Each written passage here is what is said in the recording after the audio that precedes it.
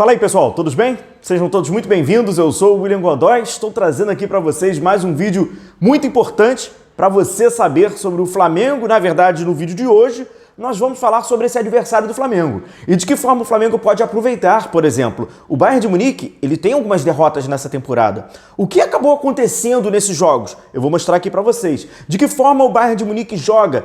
O Flamengo não pode se surpreender, pois a maneira com que o Bayern de Munique joga, ela é muito característica. Quais são as movimentações principais dos seus jogadores? Quais são os seus principais jogadores? Enfim, vídeo muito importante para você, rubro-negro, acompanhar por aqui e sem enrolação, pois o nosso vídeo é direto, ele é objetivo e certamente você sai desse vídeo aqui reconhecendo o adversário do Flamengo e sabendo até de que forma o Flamengo pode vencer e aproveitar as fragilidades do adversário. Então, meu amigo, chega junto. Vamos começar com o esquema tático do Bayern.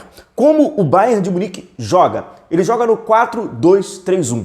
Existe uma variação praticamente semelhante à do Flamengo, que em alguns momentos se torna até com dois atacantes um pouquinho mais à frente, pois proporcionalmente, da mesma forma com que o Arrascaeta encosta no atacante, o Musiala, que está com lesionado, importante essa informação, ou até mesmo o Thomas Müller, qualquer jogador que trabalha por dentro, às vezes ele encosta um pouquinho mais no Harry Kane. Então com isso acaba se transformando em alguns momentos num 4-2-2 e os dois mais à frente. Mas o esqueleto tático do Bayern de Munique é no 4-2-3-1. Evidentemente que esse esqueleto muda bastante no período que o Bayern está com a bola, no período que o Bayern está saindo com a bola, e você vai entender aqui, no período que o Bayern está atacando lá próximo à área. É óbvio que esse jogo muda, mas o esqueleto ele é organizado no 4-2-3-1.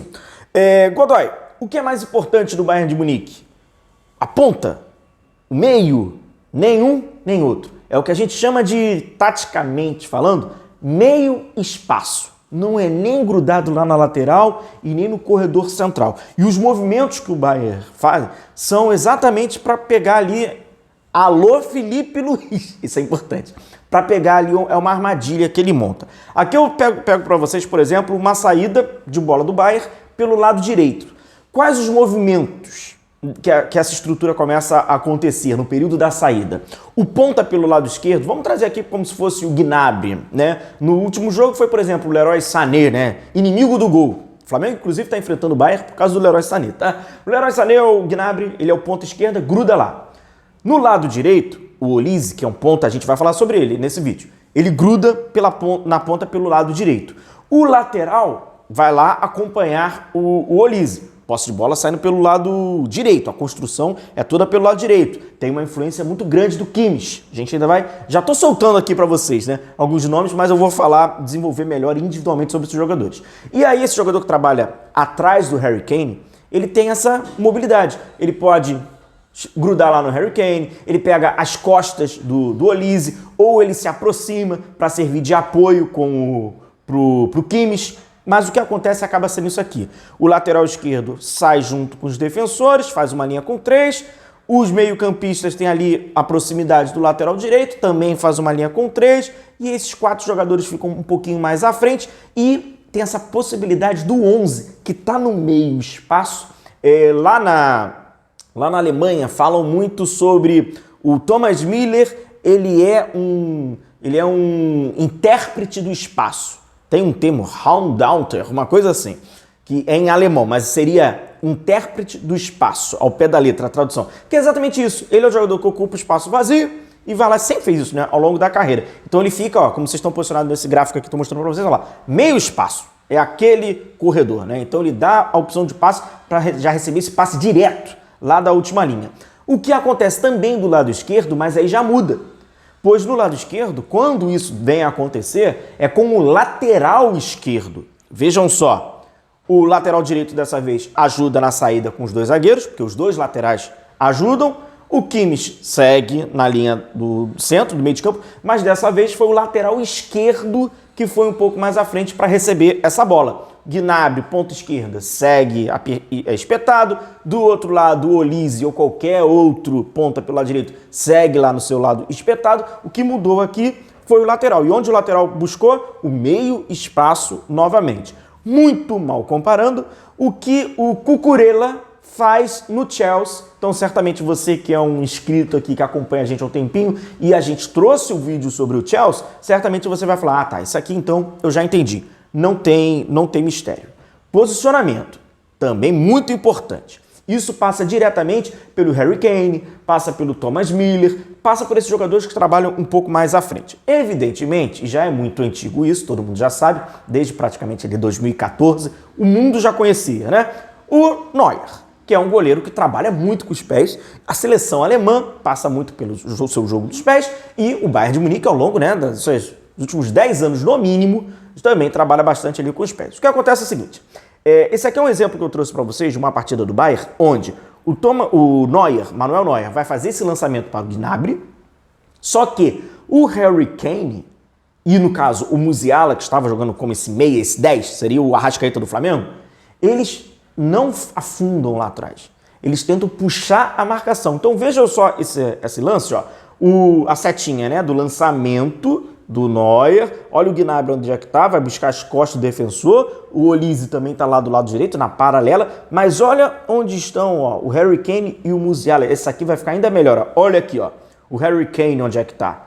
Ele sai da referência lá da frente para abrir mais espaço nas costas. É muito mal comparando, é um movimento seria de um falso centroavante. Ele vai fazer para induzir o seu marcador para ir perseguir, só que os lados, meu amigo, você vai ter linha, né? Você tem espaço, porque os laterais não estão fazendo o mesmo movimento, porque está passando pelas costas. Tudo isso de uma forma, né, muito bem temporizada, não vai ficar impedimento, tu vai ter uma posição legal e ainda tem a qualidade do goleiro para fazer essa saída. A saída, a construção do Bayern, ela é muito importante, tá? Por isso que a gente está até passando aí com calma para você entender sobre a saída. E ainda falando um pouquinho mais à frente, numa faixa de progressão, né? Onde o Bayern, né, tem já o seu toque de bola, que já é de referência da equipe, o Kimmich, jogador importante. É o jogador no meio de campo hoje, ele era um lateral direito, né? Assim como o Lan, que ele acabou sucedendo, ele também acabou migrando para o meio de campo e migrou muito bem, né, cara? É um cara controlador do jogo. O jogo passa muito por ele. Em diversos momentos, o Kimmich, ele trabalha com os zagueiros também. É comum você ver jogadas do Bayern onde há 6, 7, às vezes até 8 jogadores à frente da linha da bola. Acabei de te dar um spoiler do que o ponto fraco do Bayern e que nesse vídeo ainda você vai ver mais à frente o que aconteceu nos jogos que ele perdeu. Prestou atenção no que eu acabei de falar, né? É o que acontece. Então, por exemplo, o Kimmich tá com a posse da bola e aí vai lá, espeta o ponta pelo lado direito, espeta o ponta pelo lado esquerdo, o meia pelo lado direito aproxima do ponta, o meia pelo lado esquerdo aproxima e é um time que vai tentando envolver ali os seus adversários. A critério de envolvimento, isso passa pelos jogos até que o Bayern perdeu, tá? Como eu trouxe para vocês no nosso vídeo de ontem, te dei 5 motivos, né, para o Flamengo vencer o Bayern de Munique. Um desses motivos eu trago aqui, que é sobre a questão da defender transições. O Bayern tem algumas dificuldades de defender transições. Talvez este jogo seja o jogo que o Flamengo mais tenha dificuldade de repetir o que ele gosta de fazer. Ele conseguiu fazer isso contra o Chelsea. Ter a posse da bola, o seu número de posse de bola é maior do que o do adversário. Talvez neste jogo o Flamengo não consiga. E não há problema nenhum nisso. Pois no final das contas, o que determina um vencedor não é o seu volume de posse de bola. Não adianta ter 51% de posse de bola e perder. Não conta posse de bola, não conta ponto. O que conta ponto no futebol ainda é bola na rede. Por mais que algumas pessoas estejam supervalorizando alguns números do jogo. Vamos aqui entender o seguinte. Eu revi todos os jogos que o Bayern perdeu. A gente passou por todos os jogos. O Bayern perdeu pela Copa da Alemanha, perdeu jogos importantes na Champions League, que acabou até assustando a torcida do Bayern por uma possível não classificação, pois havia mudado, né? Ele perdeu os jogos no Campeonato Alemão, tem algumas derrotas. Essas derrotas têm algo em comum. Então, meu amigo rubro-negro, presta atenção nessa parte, deixa o seu like, deixa a sua curtida. Se você ainda não se inscreveu, inscreva-se no canal. E se você ainda não compartilhou, ainda não passou esse vídeo para o amigo, passa esse vídeo para o amigo, que é um vídeo muito importante para algumas compreensões prévias. Se eu pudesse, com modéstia à parte, eu passaria ali pro Flamengo, só para ter uma atenção. Eles estão muito bem preparados, óbvio, muito bem equipados, óbvio, mas só ali, meus 5 centavos de contribuição para vocês. É o seguinte, vamos primeiro passar pelo jogo do Mainz. O Mainz venceu o Bayern de Munique por 2-1. O Mainz chutou menos e teve 31% de posse de bola. O Bayern de Munique trocou 647 passes e o Mainz trocou 292. Os gols do Mainz... já vou falar em grande maioria, para não passar... 90%, 88% para ser mais exato, é tudo transição. Os gols dos adversários, tá? O Bochum, mas aqui é um time alternativo do Bayern, fortíssimo, o time alternativo, mas de qualquer forma, eles venceram com 26% de posse de bola. O Bayer Leverkusen, que é um time que gosta de ter a bola, que gosta de reter a bola, que é um time chato também, venceu o Bayern de Munique por 1-0, chutando menos, trocando menos passes e com 41% de posse de bola. Foi 1-0 Leverkusen. O Barcelona, que é um time marcado até na sua identidade de jogo por ser um time de posse de bola, de controle de jogo, deu uma goleada no Bayern de Munique. Foi 4-1 Barcelona, foi um jogo de eficiência muito alto do Barça, Rafinha, foi um grande jogo pela Champions League. Mas se você olha os números do jogo, o Barça tem 200 passes a menos e teve 39% de posse de bola, contra 61% do Bayern de Munique. O Feyenoord, jogo importante também na Champions League, o Bayern estava jogando fora de casa, o Feyenoord venceu o Bayern por 3-0. Se você olha o resultado, se você olha o jogo, se você olha os números da partida, são 3 parâmetros completamente diferentes que você tem. Nesse jogo, o Feyenoord teve apenas 20% de posse de bola. Ele deu 8 chutes, sofreu 30. O volume de finalização é alto do Bayern, porque o volume de criação de jogadas ele é alto. 737 passes do time alemão, apenas 192 do time holandês. Uma outra derrota foi para a Inter de Milão. A Inter de Milão venceu o Bayern lá, que é muito difícil, por 2-1, tendo 41% de posse de bola. O Aston Villa venceu em casa o Bayern de Munique. Olha quantas derrotas o Bayern tem. Venceu em casa o Bayern por 1-0. Chutou 5 vezes. O Bayern chutou 17 vezes. Ele venceu por 1-0. Sabe com quantos por cento de posse de bola?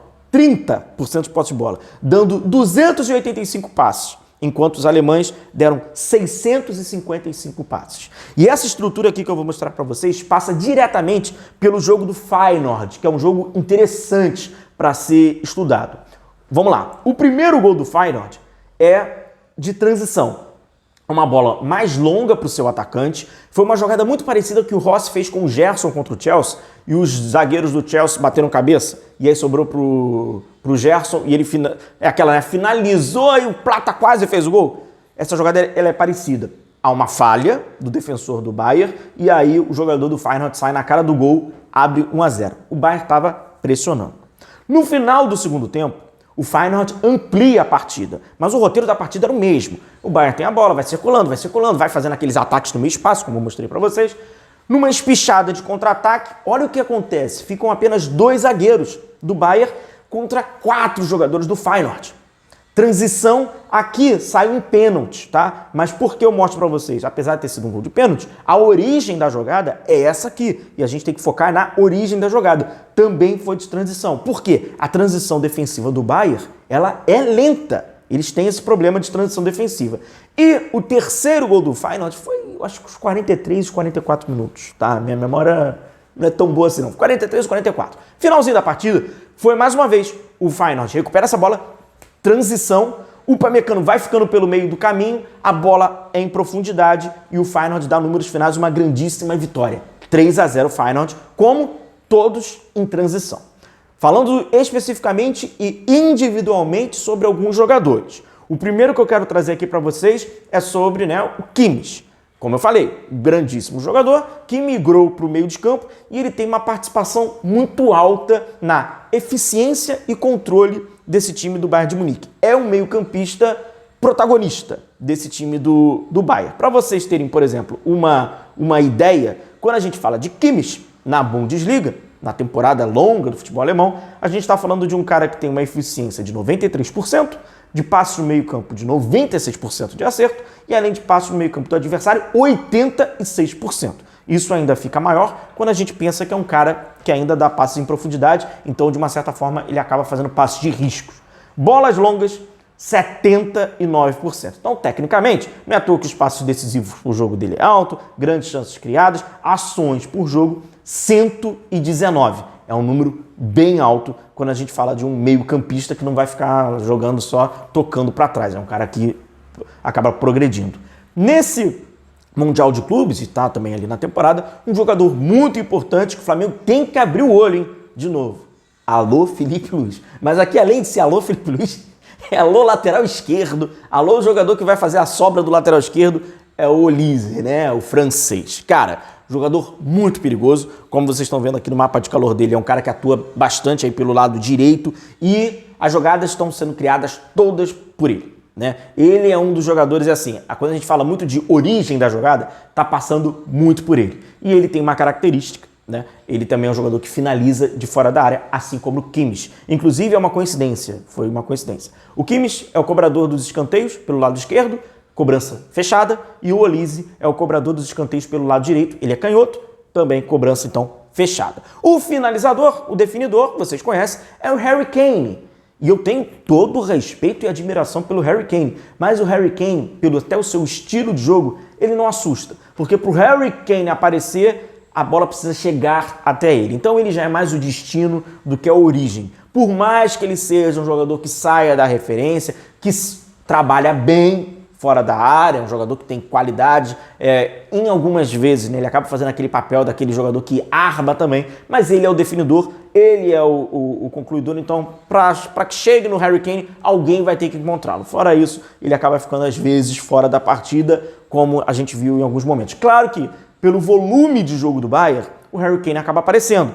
Num jogo, por exemplo, contra o Feyenoord, do 3-0, ele perde um gol, porque as oportunidades são criadas. Então ele vai, eventualmente, um camisa 9 nesse time, vai criar muitas oportunidades. Mas, de qualquer forma, é um jogador que também defensivamente tem ali não bota tanta força, não imprime tanta força na saída. O Olise já imprime, o Gnabry já imprime, o Musiala, que tá ali com problema na panturrilha, já imprimiria um pouco mais, já geraria mais dificuldade até do que o próprio ali, o Harry Kane, mas de qualquer forma um jogador muito inteligente. Cara, tem muita coisa para falar, mas aí a gente demanda ainda mais tempo. Vamos tentar resumindo. Gostou? Deixa o seu like, deixa a sua curtida e a gente vai continuar o nosso estudo e eu vou compartilhando aqui com vocês sobre esse grande, para mim é um grandíssimo confronto. Um grandíssimo confronto entre Flamengo e Bayern de Munique. Deixe seu like, se inscreva você que ainda não se inscreveu. Até o próximo vídeo, a gente vai se vendo. Valeu!